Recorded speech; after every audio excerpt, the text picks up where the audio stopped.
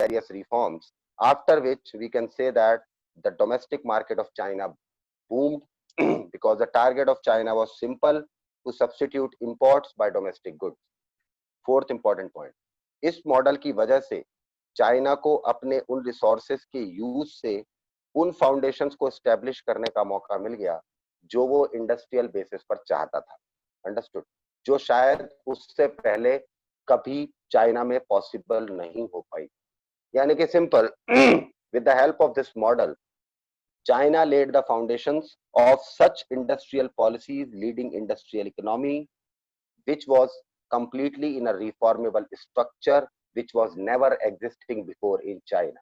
First important point, ये फायदा हुआ, यानी कि असर दिख रहा है, यानी कि पॉजिटिव रिजल्ट दिख रहा है। Second point, employment and social welfare was assured to all the citizens, and China moved ahead of most developing countries in educating its citizens and ensuring better health for them. Second most important thing, किसी भी देश को अगर आगे बढ़ना है, किसी भी इकोनॉमी को अगर आगे बढ़ना है, चाहे आप इंडस्ट्रियल इकोनॉमी को आगे बढ़ाने की बात करें, थ्रू दैट सर्विस सेक्टर को आगे बढ़ाने की बात करें, उसके लिए फर्स्ट ऑफ ऑल एक इंटेलिजेंट इकोनॉमी पहला कदम वही उठाती है। इंटेलिजेंट इकोनॉमी वही होती है जो सबसे पहले ह्यूमन रिसोर्स मैनेजमेंट पर नजर डालती है। तो आप कहेंगे सर चाइनीज ने क्या यही किया? बिल्कुल यही किया, because obviously the main objective without any option of Chinese economy was to overpower US, was to overpower all developing economies of Asia, was to drive Asia along with the medium of Asia, drive the whole drive the whole world at some time. ये उनका simple target था। इसीलिए उसके लिए उन्होंने सबसे पहले HR पे नजर डाली। एचआर में क्या आता है? Human resource management. Human resource management में क्या आता है? Basic education, educational structures and along with that health infrastructure. ये तीनों चीजें चाइना ने दिन दुगनी और रात चौगनी स्पीड से डेवलप की, जिससे कि बेसिक एजुकेशन सुधरी, बेसिक हेल्थ स्ट्रक्चर सुधरा, जिसकी वजह से सोशल वेलफेयर भी बढ़ा। अंडरस्टूड? और सोशल वेलफेयर के बढ़ने के कारण सिटीजन्स नेशनलिज्म, मतलब सिटीजन्स जो थे चाइना के, वो नेशनलिस्टिकली चाइना की गवर्नमेंट से जुड़े, वो नेशनलिस्टिकली चाइना के ऑब्जेक्टिव से जुड़े, और population of any country feels connected to the objective of the government of that country, तो फिर तो उस देश को कौन रोक सकता है? यही उनकी टेक्निक थी। एचआर पे उन्होंने काम दिया। सिंपल क्या किया? किसी को 4 रोटी थी, 4 रोटी खिलाई तो थी उसने, और क्या किया? बाकी तो लोगों ने काम कर दिया सारा। As a result the population of China became reverent, यानी कि बेसिक एजुकेशन सुधरी, बेसिक एजुकेशन के बाद बेसिक हेल्थ स्ट्रक्चर सुधरा, बेसिक हेल्थ स्ट्रक्चर सुधरने के बाद एम्प्लॉयमेंट अपॉर्चुनिटीज इंक्रीज हुई। क्यों? क्योंकि उधर इंडस्ट्रियल सेक्टर एक्सपेंड कर ही रहा था, तो एम्प्लॉयमेंट अपॉर्चुनिटीज लगातार बढ़ती जाएगी, जिसकी वजह से citizens felt connected to the nationalist agenda of China to make China the super power at some time. क्योंकि सिंपल है, हर नागरिक को अगर ये बोला जाए कि सोशल लेवल पर तुम्हारा जितना भला हो सकता है हम वो करेंगे, सोशल लेवल पर जितने प्रिविलेजेस तुम्हें मिल सकते हैं हम देंगे, एजुकेशन तुम्हें जितनी मिलनी चाहिए हम वो देंगे जितना तुम चाहते हो, एंड बेटर हेल्थ फैसिलिटीज हम आपको देंगे। यानी कि जब ये आप एश्योरेंस दे देंगे तो सिटीजन्स तो आपके लिए काम करेंगे ना, and that citizens will not act as liability, they will become an asset for your economy. वो वही हुआ, और as a result China became a very fast progressive nation at that time, जिसका रिजल्ट ये था कुछ ही टाइम के अंदर सारे डेवलपिंग कंट्रीज को चाइना पीछे छोड़ता और रॉकेट की स्पीड से ऊपर निकल गया। The economy also grew at a respectable rate of 5 to 6%, but an annual growth of 2 to 3% in population meant that economic growth was insufficient to meet the needs of a growing population. अब आप फिर से China की economic growth हुई, तो sir ऐसा भी क्या हुआ? एक साल, हर अगले साल में 5 से 6% इकोनॉमिक ग्रोथ चाइना शो कर रहा है। यानी कि आप सोच सकते हैं जितनी आज ग्रोथ है उसकी अगले 25 दिन में उसकी डबल हो जाएगी। ये स्पीड चाइना की हो रखी थी नियर बाय। मगर उसके साथ ही पैरेलली पॉपुलेशन भी 2 से 3% हर साल बढ़ रही थी। अंडरस्टूड? तो इसीलिए 5 से 6%, जो कि एक बहुत ही लोकलाइज्ड और बहुत ही एक वर्बल और बहुत ही वोकल ग्रोथ मानी जा सकती है, but due to the growth of population of 2 to 3% in parallel to it in China, ये इकोनॉमिक ग्रोथ सफिशिएंट नहीं पड़ रही। क्यों? क्योंकि पॉपुलेशन जो थी चाइना की वो बहुत ज्यादा तेजी से ग्रो कर रही थी, और उस ग्रोइंग और ऑब्वियसली आप कहोगे सर इकोनॉमिक ग्रोथ तो 5 to 6% है, पॉपुलेशन तो 2 to 3% ही ग्रो कर रही है। तो मैं आपसे कहूंगा भाई इकोनॉमिक ग्रोथ जब 5 to 6% हुई है, उससे पहले भी तो चाइना की ऑलरेडी पॉपुलेशन काफी थी। पॉपुलेशन तो चाइना में उसमें ऐड होती जा रही है, इकोनॉमिक ग्रोथ तो अब बढ़नी स्टार्ट हुई है भाई। Economic growth has started from zero. Population तो चले, पॉपुलेशन ऑलरेडी 20, 30, 40, 50, 60, 70 से स्टार्ट हुई है, उसके बाद 2 to 3% बढ़ती जा रही है। इसलिए 5 to 6% economic growth per annum was being treated as insufficient economic growth due to the multiple growth rate of population in China क्योंकि उस पॉपुलेशन ग्रोइंग पॉपुलेशन से मैच नहीं हो पा रहा। Agriculture production was not sufficient to generate a surplus for industry. In chapter we discussed the crisis the state controlled economy in the USSR. आप कहोगे ऐसा भी क्या हो गया था सर? ऐसा भी क्या हो गया था? कुछ नहीं हुआ था। सिंपल बात, ये हमने ऊपर पढ़ लिया था। Yesterday only this point was made clear to us by ourselves that yes, China was investing in the field of industry. China was expanding its industrial sector. China was expanding it in the manufacturing sector. But the source of investment was what? The source of investment was agriculture itself. Agriculture से मिलने वाला पैसा plus agriculture से मिलने वाला raw material source था। किस चीज का सोर्स था? इंडस्ट्री का। किस इंडस्ट्री का? जिस इंडस्ट्री को चाइना एक्सपेंड करना चाह रहा था। यानी कि obviously the raw materials obtained from the agricultural sector were acting like a raw material. Sorry, the raw material obtained from the agricultural sector were acting as a raw material for the industry which were to be conceived, which were to be developed. अलग अलग तरह के raw material. अब problem ये हो रही थी कि पॉपुलेशन इतनी ज्यादा बढ़ रही थी, तो एग्रीकल्चर से मिलने वाला जो प्रोड्यूस था, प्रोडक्शन था, वो उस ग्रोइंग पॉपुलेशन की नीड्स को मीट करने में कामयाब नहीं हो पा रहा था, जिसकी वजह से उनकी नीड्स भी पूरी नहीं हो पा रही थी। इन सरप्लस जो surplus amount of industrial raw material हर साल उसकी डिमांड बढ़ रही थी सरप्लस अमाउंट में, वो भी एग्रीकल्चर से मीट नहीं हो पा रही। A similar crisis was to face China too. The industrial production was not growing fast enough, international trade was minimal and per capita income was very low. यानी कि सिंपल वही क्राइसिस फेस कर रहा था चाइना जो कभी USSR ने की। क्या प्रॉब्लम आ रही थी? सिंपल प्रॉब्लम आ रही थी, industrial production was not efficiently growing due to which international market में चाइना की पोजीशन उतनी स्ट्रांग नहीं हो पा रही थी जितनी स्ट्रांग चाइना चाहता था या होनी चाहिए थी as per that time at the rate. Third point, to which in international trade, in terms of international trade, China was at low position and also going under low time by time. Yani ki we can say that the position of China or the rate of trade, the rate of trade at international platform or on all international podiums of China was minimal. Minimal मतलब सबसे कम स्तर पे जा चुका है। अब obviously भाई जब आपका ट्रेड सही नहीं चल रहा है, आपका इंडस्ट्रियल सेक्टर भी ठीक नहीं चल रहा है और आपकी एग्रीकल्चर से मिलने वाला रॉ मटेरियल ठीक नहीं मिल रहा है, तो इंडस्ट्रियल ग्रोथ नहीं हो रही है। इंडस्ट्रियल ग्रोथ नहीं हो रही है तो एम्प्लॉयमेंट ठीक से नहीं दे रहे हैं आप। एम्प्लॉयमेंट ठीक से दे रहे हैं तो आपका इंटरनेशनल मार्केट बड़ी नहीं हो रही है। मार्केट बड़ी नहीं हो रही तो इंटरनेशनल ट्रेड आपका एक्सपैंड नहीं कर रहा है। इंटरनेशनल ट्रेड एक्सपैंड अगर नहीं कर रहा है तो सिंपल हमें बात समझ में आ रही है कि पर कैपिटा इनकम भी आपकी कम है। सिंपल ये प्रॉब्लम चाइना फेस कर रहा था despite of showing 5 to 6% economic growth per year. सोचिए आप, फिर भी चाइना ये प्रॉब्लम इस कथावाचक संज्ञा से आप क्या कहना चाहते हैं? मैं कुछ नहीं कहना चाहता, I just want to say that इस कथावाचक संज्ञा का मतलब ये है कि इन चीजों से चाइना को ऊपर उठना था, तो अपनी ग्रोइंग पॉपुलेशन की नीड्स को जल्दी से जल्दी मीट करना था और उस ग्रोइंग पॉपुलेशन को कंट्रोल भी करना था। ये दोनों चीजें चाइना के हाथ में जल्दी से जल्दी आ जानी चाहिए। बिकॉज अगर और 10 से 12 साल, इफ मोर 10 और 20 years would have been the delay, तो चाइना के हाथ से शायद चाइना ही निकल जाता। तो चाइना ने बहुत सही टाइम पे ये स्टेप उठाया और इसीलिए अर्ली 1970s में मेजर पॉलिसी डेवलपमेंट चाइना में देखे गए। चाइनीज लीडरशिप ने मजबूती से कदम उठाए और एडमिनिस्ट्रेशन में आप कह सकते हैं कि आसमानी लेवल के परिवर्तन, चेंजेस किए। आप कहोगे ऐसे भी क्या चेंज कर दिए सर? कुछ नहीं, पॉलिसी डिसीजंस में थोड़ा सा चेंज किया जो काफी तरीके से चाइना के इंफ्रास्ट्रक्चर को बदलाव के लिए इंस्पायर करने के लिए काफी था। China ended it's political and economic isolation with the establishment of relations with the United States in 1970.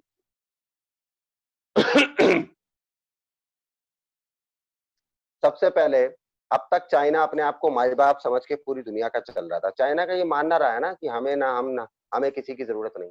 इसमें before 1970s China was thinking that कि हमें किसी की जरूरत नहीं है, इसलिए हम किसी को अपनी मार्केट का हिस्सा नहीं बनने देंगे, हम भी किसी की मार्केट का हिस्सा नहीं बनेंगे। This was the policy of China before 1970, but in 1972 China ने ये पॉलिसी चेंज की और उसने यूनाइटेड स्टेट्स के साथ अपने टर्म्स एस्टेब्लिश किए।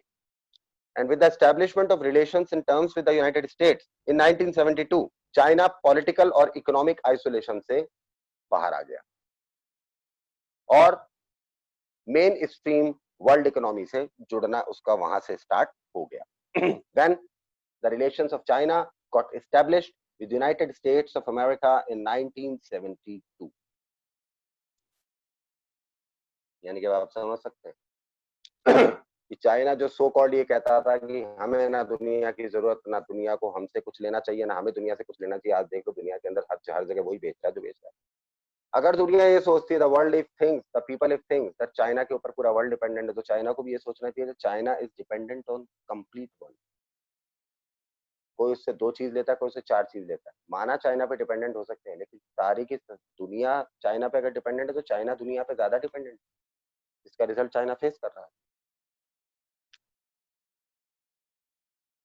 आगे पढ़ते हैं। Premier Zhou Enlai proposed the 4 modernizations agriculture, industry, science and technology and military in 1973। उस वक्त उनके प्रेसिडेंट, जिसको चाइनीज में प्रीमियर बोला जाता था, वो थे Zhou Enlai. Who was that? Zhou Enlai. ये वही आदमी है जिसके प्रीमियरशिप में, प्रेसिडेंशियलशिप में इंडिया पर Chinese war attack, China attack हुआ। तो जाओ एन लाई साहब ने 4 मॉडर्नाइजेशन प्रोग्राम्स के, यानी कि मॉडर्नाइजेशन के 4 मुख्य पॉइंट्स दिए। 4 point program he proposed for the modernization of Chinese economy। 4 point program में पहले नंबर पे आता था that agriculture of China should be improvised। Second, industry of the China should be improvised and more connected to agriculture। Science and technology of China should also be improvised and more connected to industry and agriculture of China both। और साथ में military. ये चारों चीजों में हमें world level के developments करने, वॉर लेवल के डेवलपमेंट्स करने, ये 1973 में डिसाइड किया वहां के उस वक्त के प्रीमियर यानी कि प्रेसिडेंट जाओ एनलाई ने। और ये प्रोग्राम हिट भी हो गया। Like that how 1978 then the leader Deng Xiaoping announced the open door policy and economic reforms in China. फिर तो लाइन लग गई।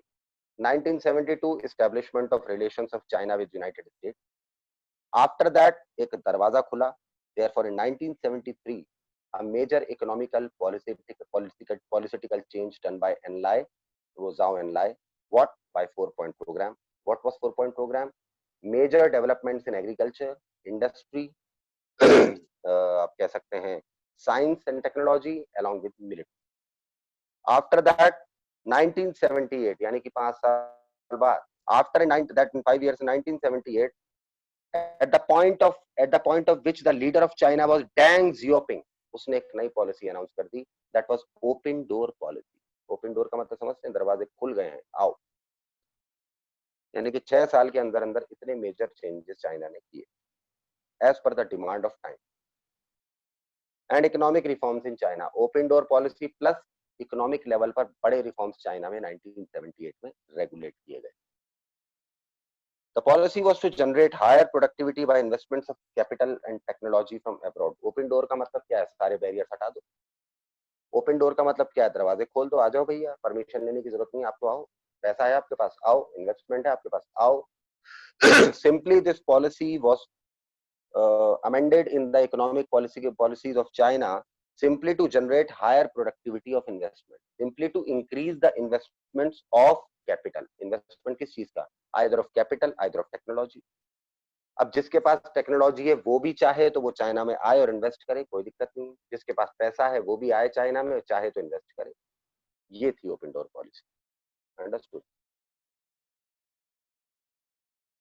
8th point, China followed its own path in introducing a market economy. यानी कि इससे हमें क्या समझ में आता है कि एक तरीके से चाइना ने अपना रास्ता खुद बनाया और अपने खुद बनाए रास्ते पर चाइना खुद ही चला। और खुद के बनाए रास्ते पर चाइना ने अपनी खुद की एक मार्केट लेवल की इकोनॉमी खड़ी कर दी। यानी कि सिंपली चाइना ने अपने आप को मार्केट इकोनॉमी खुद ही बनाया है।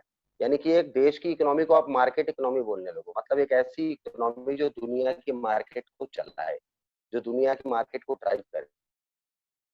ये नाम सिर्फ चाइना को मिला हुआ। सबसे पहले चाइना इंटरनली ऐसा बना। Completely China transformed its agricultural economy into a market economy where the products related to every field were specified and in an upgraded form available, चाहे वो रॉ मटेरियल के फॉर्म में हो, चाहे वो प्रोडक्शन या गुड या कमोडिटी के form. The Chinese did not go for shock therapy but opened their economy step by step. अब आप मुझसे सवाल कह सकते हैं, an intellectual student of yours any you can ask me that sir कि आप हमें ये बताइए चाइना ने जो ये स्टेप्स लिए कि आप कह रहे हो open door policy along with that many reforms done in economic मतलब many reforms done economic कहूँगा yes, तो आप कहेंगे सर ये एकदम किए, टाइम लिया इसको करने के लिए। इंडिया की तरह नहीं था भाई। China took these steps step by step. एक शॉकिंग थेरेपी की तरह उन्होंने झटका नहीं दिया इन चीजों को। उनको पता था हमारी इकोनॉमी का साइज क्या है। उनको ये भी पता था इस इकोनॉमी को बढ़ाने का मतलब हमारा सिर्फ वन पॉइंट ऑब्जेक्टिव नहीं है, हमारा एम्प्लॉयमेंट भी बढ़ना चाहिए, हमारा बेसिक हेल्थ और बेसिक एजुकेशन भी उस लेवल पे जाना चाहिए, हमारा बेसिक एग्रीकल्चरल फॉर्मेशन भी उससे जुड़े रहना चाहिए। एक भी चीज अगर डिटैच हो गई तो हमारी ग्रोइंग पॉपुलेशन का जो हमारा मूवमेंट है हमारी गवर्नमेंट के साथ वो बिगड़ जाएगा। So simple, I think all the things were kept in proper measure, on the basis of which it was decided that we will develop our economy step by step. We will welcome all the other abroad investment step by step, not by a shock therapy. लो दरवाजा बंद था, ताला लगा था, तोड़ दिया दरवाजा, कुछ जाओ ना। We will stand at the door. First of all, we will see who is coming with what. After that, we will decide that this country is coming with this investment, whether this investment is suitable or feasible for the economy of China at that point or not. तो यानी कि step by step. Next point, the privatization of agriculture in 1982 was followed by the privatization of industry in 1998. जबरदस्त changes. मैं आपको repeat कर देता हूँ। 1972 establishment of relations with China, discrediting China with political and economic isolation in the world. Second point, in 1973, under the leadership of the premiership of Zhou Enlai, the leadership of Zhou Enlai proposed a 4-point program based on improvisation, high-level improvisation, high-order graded improvisations in the field of agriculture, industry, science and technology, and military. Then in 1978, new leadership under Deng Xiaoping announced the open door policy along with many economic reforms done, which were actually done step by step. जिसका result अगले 4 साल बाद फिर दिखाई दिया। In 1982, China privatized its agriculture completely. China ने अपना agriculture complete privatise कर दिया। Understood. And after that in 1998 China ने अपनी सारी इंडस्ट्री प्राइवेटाइज कर, यानी कि आप सोचिए 1972 से लेकर 1998 तक, 1972 के अंदर जिस चाइना का दुनिया का नहीं पता था कि दुनिया क्या बना रही है और दुनिया को ये नहीं पता था कि चाइना क्या बना रहा है, 1998 तक आते आते liberalisation and privatisation of both industry and agriculture कर चुका था, जो आज भी कई देश नहीं कर पाते। Trade barriers were eliminated only in special economic zones where foreign investors could set up enterprises. अब आप कहोगे sir you told us open door policy जो चाइना ने बनाई थी उसको थोड़ा समझाइए। In open door policy first of all China decided, in open door policy first of all China itself decided. Open door policy के अकॉर्डिंग चाइना ने सबसे पहले खुद डिसाइड किया कि हमारे कौन से एरिया ऑफ जोन्स, हमारे कौन से स्पेसिफाइड एरियाज, हमारे कौन से स्पेसिफाइड आप कह सकते हैं कि सरफेस एरियाज बेटर रहेंगे for the investment of the abroad. On that basis I think China ने अपनी पूरी कंट्री को, आई think it was full completely filled with vast land along with vast population, तो उन्होंने population, health, education, availability of land, availability of resources के हिसाब से China ने अपने काफी एरियाज को एसईजेड्स में डिवाइड कर दिया। What were actually SEZs? Special economic zones actually. And on that basis China made a list. यानी कि चाइना हमेशा से ही कम्युनिस्ट रहा है और हमेशा ही अंडर रूलिंग नहीं ओवर रूलिंग रहा है। चाहे कोई बाहर से भी इन्वेस्टमेंट आ रहा है, चाइना डिसाइड करता है कि तुम्हें इन्वेस्टमेंट करना है तो तुम्हें वहां करना है। You will not be allowed to do investment according to your choice. You will be allowed to do investment as per our suitability because you are coming into our nation. ये China का शुरू से रहा है। India ने नहीं कहा, India तो कहता है आ जाइए जी, हमारा घर खुला हुआ है, कहीं भी चले जाइए, कहाँ जाना बताइए आप, लाइक दैट। चाइना ने कभी इस तरह से नहीं किया। चाइना को भी मालूम था कि yes obviously we have a suitability of land, we have a availability of a great land mass. Therefore, I think if any company or any enterprise will be coming for the suitability of investment to be done in our country, तो हो सकता है वो better suitability के लिए कोई अच्छी जगह चुने.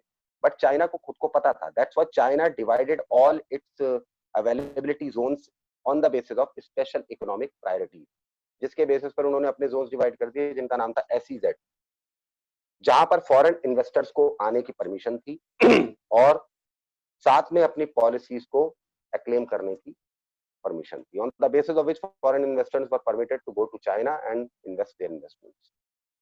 In China, the state played and continues to play a central role in setting up a market economy. इसका मतलब now you can say to me, आप मुझसे बहुत आसानी से इस बात को कह सकते हैं, सर इसका मतलब जो मुझे बात समझ में आ रही है वो ये समझ में आ रही है कि सर इतना ज्यादा हस्तक्षेप, जिसको इंग्लिश में कहते हैं इतना ज्यादा इंटरवेंशन, तो सर तभी हो सकता है जब किसी भी देश की economy under the control of the state directly हो. तो मैं कहूंगा ऑब्वियसली, जैसे कि मैंने आपसे कहा था 19 रिवाइज कर लेता हूं, ध्यान से एक पैटर्न पे रिवाइज करिएगा. 1972 China established its relation with USA. In 1973 under the leadership of एंजुला जाओ एनलाई 4 पॉइंट प्रोग्राम लाया गया. improvisations in agriculture, improvisations in industry, improvisations in science and technology, and then improvisations in military. After that, after just 5 years in 1978, क्या हुआ? A new leader came. A new leader was the premier of China. What was the name of that person? The name of that person was Deng Xiaoping. उसने क्या किया? Open door policy लगा दी. Open door policy along with economic reform. But open door policy along with economic reforms was regulated step by step, not like a shocking therapy. जो मैंने आपको बताया. What was the objective? To generate higher productivity. What was the other objective? To generate higher productivity along with higher investments from the abroad. For which, and investments of what? Investments of either capital, yani ki money, or property, or investment of technology. Understood? And the purpose was what? Purpose was simple. China was willing to make itself the biggest market economy in the world, जो बना भी. एक देश जो कभी agricultural economy था आज market economy बन गया कुछ ही सालों के अंदर अंदर, जिसके लिए आई थिंक उसने काफी मेहनत की. And as soon as after आप डेवलपमेंट भी देखे 1982 के अंदर उसने अपनी इंडस्ट्री को प्राइवेटाइज कर दिया. 1998 के अंदर आते आते उसने अपने 1982 के अंदर एग्रीकल्चर प्राइवेटाइज किया. 1998 तक आते आते इंडस्ट्री प्राइवेटाइज कर दी. बचा क्या भाई? सर्विस सेक्टर तो होता ही प्राइवेटाइज है. कुल मिला के अब आप सोचिए हर चीज कहने को प्राइवेट कर दी but directly controlled under the state. आप मुझसे कह सकते हैं सर हर चीज इंडस्ट्री और I think agriculture completely privatise तो सर किसी भी देश की इकोनॉमी को ग्रो नहीं कर सकता. कर सकता है बशर्ते स्टेट कंट्रोल्ड इकोनॉमी हो. तो सब कुछ प्राइवेटाइज कर दो. खुद को कुछ करना नहीं है. एंटरप्राइजेस और कंपनीज आपने लगा रखे हैं करने के लिए, ठीक है ना. इन्वेस्टर्स लगा रखे हैं करने के लिए, टाइकून्स लगा रखे हैं करने के लिए, टीम्स लगा रखी हैं करने के लिए. बस ऑर्डर देने का आपका काम बिल्कुल हो सकता है. तो एक्चुअली इससे समझ में आता है दैट स्टेट कंट्रोल्ड इकोनॉमी है चाइना की. The government of China doesn't perform anything. The government of China only order, सिर्फ ऑर्डर देती है और काम होते. The state played and continues to play a central role in setting up a market economy. That's why we are completely on this fact that at that time also from 1972 to 1998, in these 26 years also the state of China, which was actually the communist regime, played a very, very major role in making China a market economy. And after 1998 to 2020 also this state of China, which is communist itself, has again played a very, very vital and a major role in making China the most, one of the most efficient economical superpower and economical investor in this world at this present time. Simple. Last point for today. The new economic policies help the Chinese economy to break from stagnation. अब आप कहोगे sir इसका कुछ फायदा China को हुआ है, China उसी लेवल पे खड़ा रहा? How come it is possible भाई?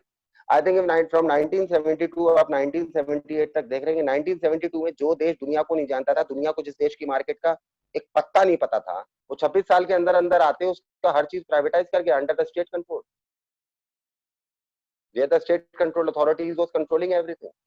तो आप सोचिए इतनी पॉलिसीज का क्या चाइना को फायदा नहीं हुआ होगा, या चाइना की इकोनॉमी को इसके प्रॉफिट्स नहीं मिले होंगे? बिल्कुल मिले होंगे. क्या मिले? सबसे बड़ी बात, चाइना भुखमरी. चाइना आप कह सकते हैं चाइना एक बहुत ही बुरी कंडीशन में था. ये जो आज आप देखते हैं इतने सारे कीड़े मकोड़े खाते हैं, इतने सारे जानवर ये खाते हैं, आई थिंक वो ये किसी तरह का मैमल नहीं छोड़ते हैं, किसी तरह का रेप्टाइल नहीं छोड़ते हैं. ये सब खाने की आदत इनको क्यों पड़ी है? Because actually they faced a lot और मतलब the condition of crisis of under the stagnation. एक लंबे वक्त तक टिकी हुई महंगाई रही है चाइना। इन्फ्लेशन तो क्या होता है, आया गया। स्टैग्नेशन क्या होता है, आया जाने का नाम नहीं ले रहा है। सालों तक चाइना में महंगाई बढ़ी ही है खाली। प्रोडक्टिविटी ऑफ एग्रीकल्चर वाज 30 मतलब 1/3 as compare to the consumption of the people, consumption of the population, consumption of the growing population of China. तो आप सोच सकते हैं वहां पे गेहूं खाने के लिए नहीं था, चावल खाने के लिए नहीं था, रोटी खाने के लिए नहीं थी। इन पॉलिसीज के लगने से चाइना के अंदर ये कंडीशन दूर, एंड आफ्टर दैट चाइना ने कभी पीछे मुड़ के नहीं देखा। But today I think it is more than complete. Kindly come on to the screen please. All the students are requested to come onto the screen, please. So now I think we have studied about China